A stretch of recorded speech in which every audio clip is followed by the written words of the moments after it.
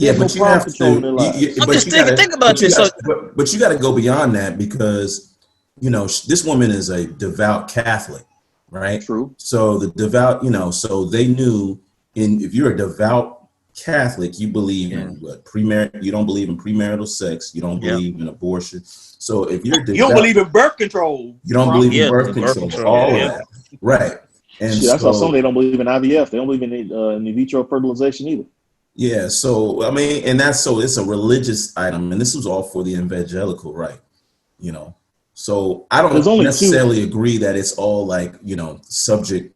Well, I guess if you take it real deep, because religion is very misogynistic at the end of the day, regardless of what religion you're in. That's true. You know what I'm saying? But I don't know.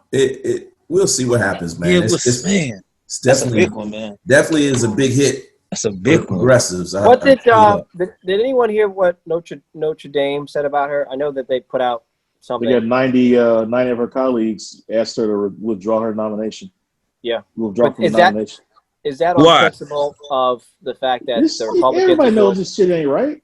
Yeah, okay, but not on her faith or belief or how she's gonna. She's extremely qualified. She's perfect. I mean, she was impressive today. She's very impressive. Mm-hmm. As long as if you want another Scalia, that's 48. Yeah, he's gonna be on the bench for 40 years. Right. Then you got it. Yeah, she's more conservative than Scalia. She puts an X through the box. She's not just checking it, but she's checking it and drawing a line through that shit. Yeah. But I mean, Yeah. You know what's funny, Carl? Here's what's funny about you saying she's perfect. And again, this gets back to what I was talking about, how resolute the Republicans and the evangelicals are. They picked a person who really kind of across the board was that person. You know what I mean? Like, even if you try to dig up something on her, what were you going to really find about her? Because she checks the box, like you said. She hasn't been around. What's that? She hasn't been around that long. She's only 48. Yeah. So, I mean, again, it's an optics thing.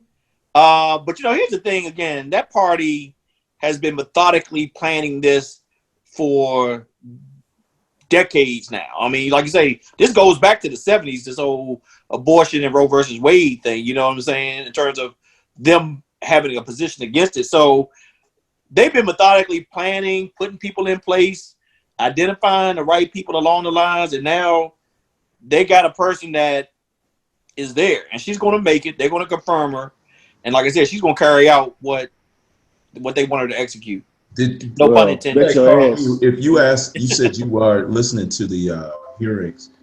Did anybody ask her about whether or not she would uphold, precedent? Hell yeah.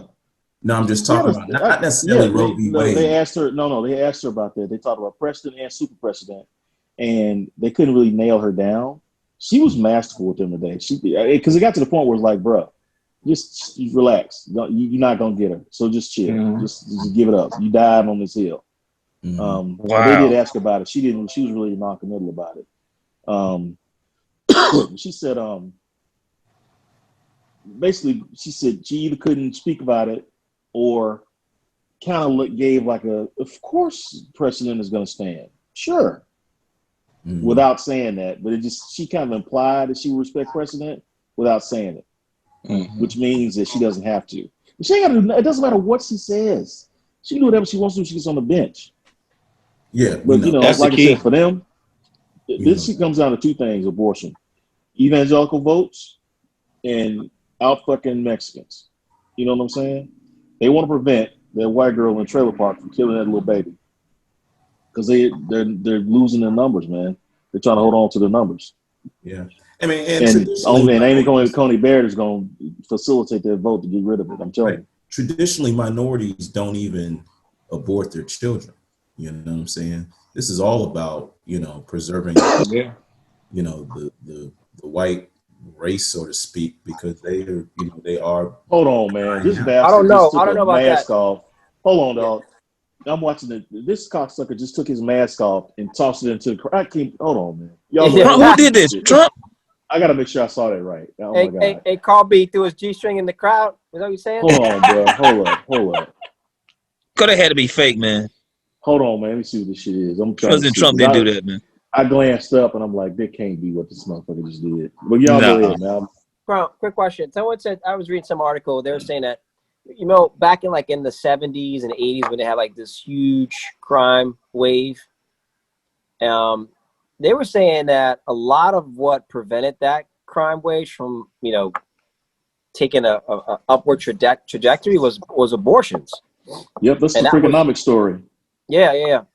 That's what I was reading. In societies that have that's right. Yeah, it's freakonomics. So in societies where they have abortion rights legal, they see a drop in crime rates 20 years later.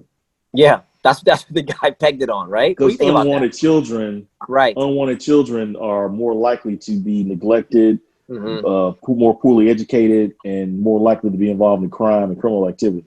Right. Oh, I see. Right. Okay. But hold on 1 second. But who were the people having the abortions? Because you said most of the people that in the quote unquote lower income, they wouldn't have it. What class is having an abortion? Well, that's what I think it was. It was cutting across minority groups as well, I think, as part of that observation. Next topic, man. You good, Carby? You want me to continue?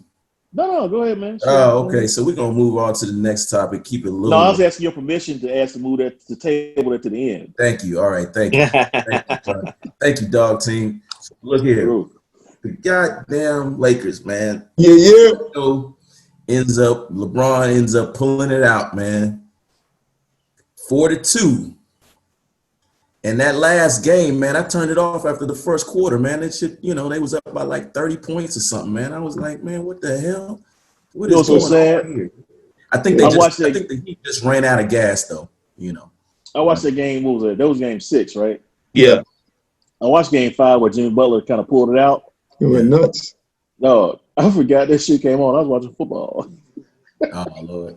A meaningless Butler, I have more respect for Jimmy Butler than I ever had. I mean, that dude is a beast, young. And the crazy part, dog, he played for Chicago. We threw his ass out. Played for Philly, I believe. Like, everybody got rid of that dude. Minnesota. And now he got to Miami. And it's like, wait a minute. He took this team by himself to the finals. Yeah. And he got garbage on his team. This is the first team where he had to be a scorer. When he was at Chicago, he didn't have to be a scorer for y'all. But you know what? It shows that he damn had the mentality. You know what? All right, it's on me. Let me go handle this. I mean, he ran out of gas. Took it over.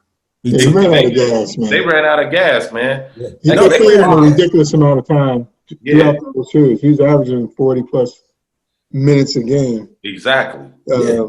I think in one game he played 47 minutes. Like 47 minutes. That was game 1 minute. Yeah, 1 minute.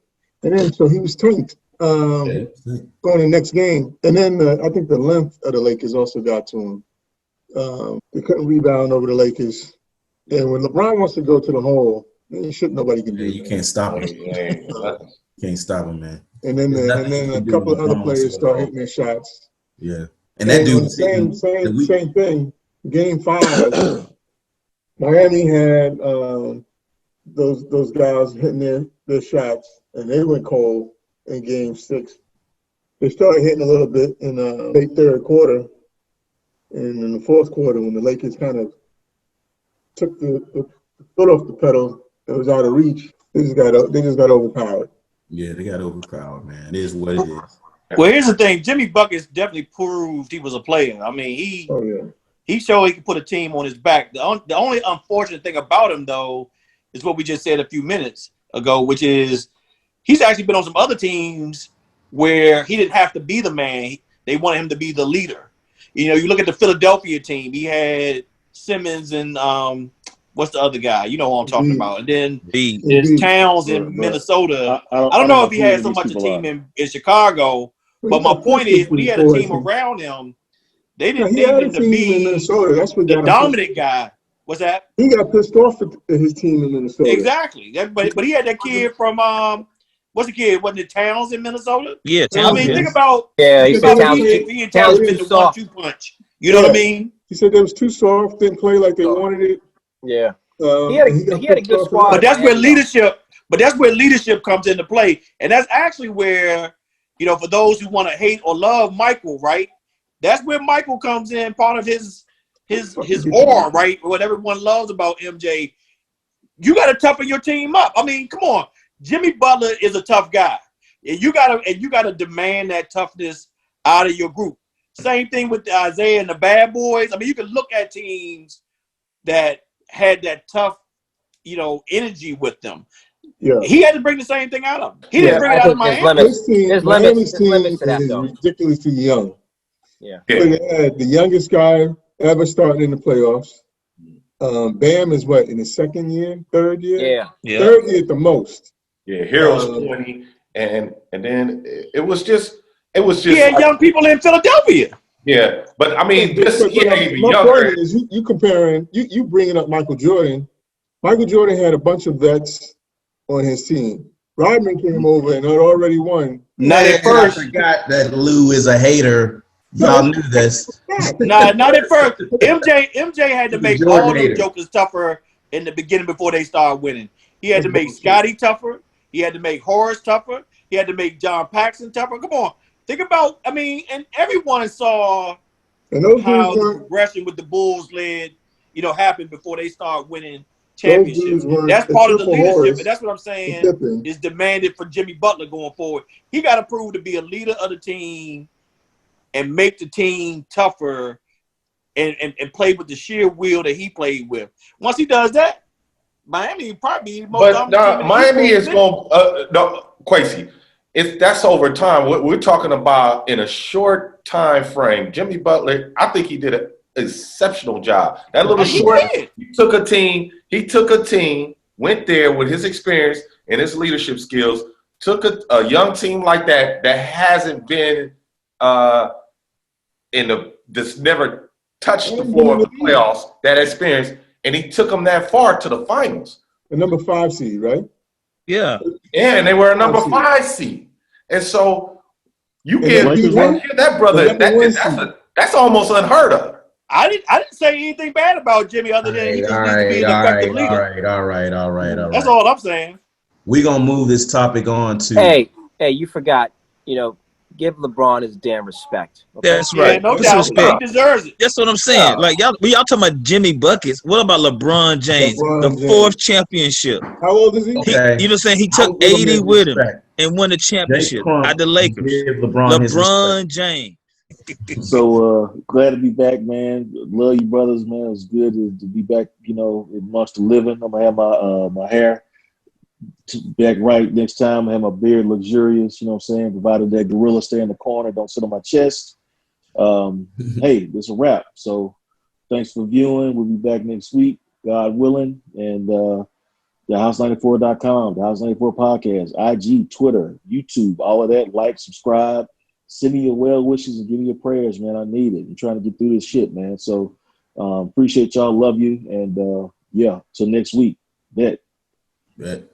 Peace.